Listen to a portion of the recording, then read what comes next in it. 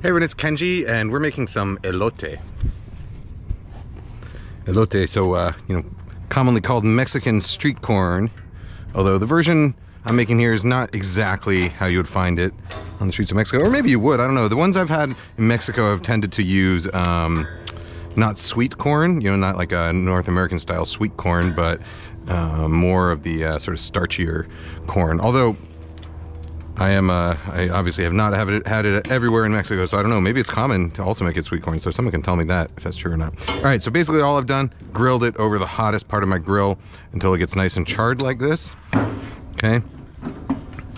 And then here, I've got some mayonnaise. Okay, and to that mayonnaise, I'm gonna add some garlic.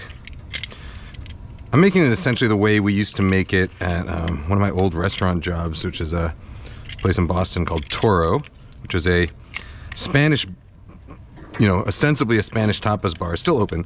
I think maybe they closed recently during the pandemic, but ostensibly a Spanish tapas bar, but ironically their most popular dish was this Mexican-inspired corn.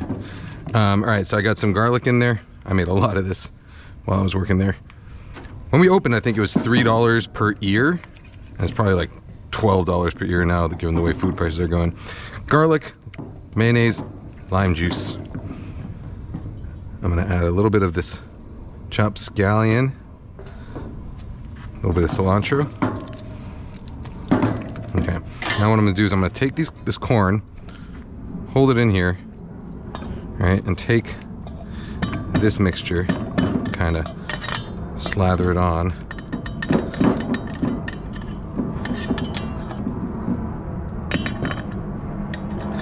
If you're one of these people who has like a thing against mayonnaise, you can also do this with like sour cream or Mexican style sour cream, and it'll still be very delicious. Okay.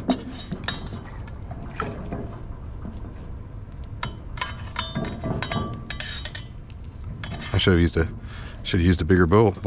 That's all right. We'll get there.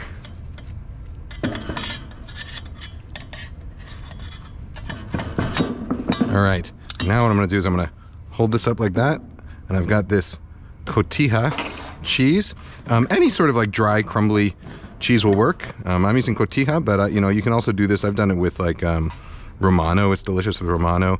I've even done it with like a nice dry feta, and that's delicious. So we're just gonna sprinkle this on so it kind of sticks to every surface.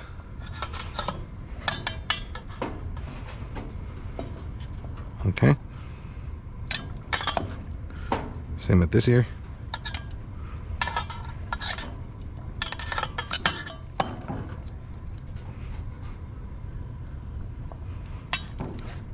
Okay. Now I'm gonna finish it with some more cilantro and scallions.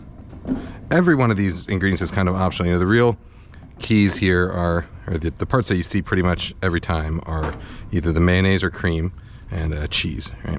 Everything else is kind of optional.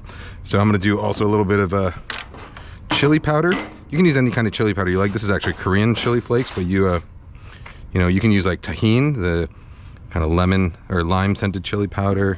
You can use something like ancho chili flakes, whatever chili powder you got. You just want some, gotta give it that chili pea, that secret ingredient.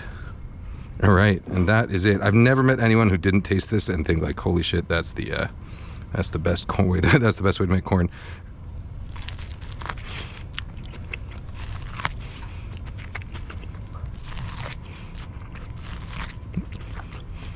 It's so good. All right. Guys, here.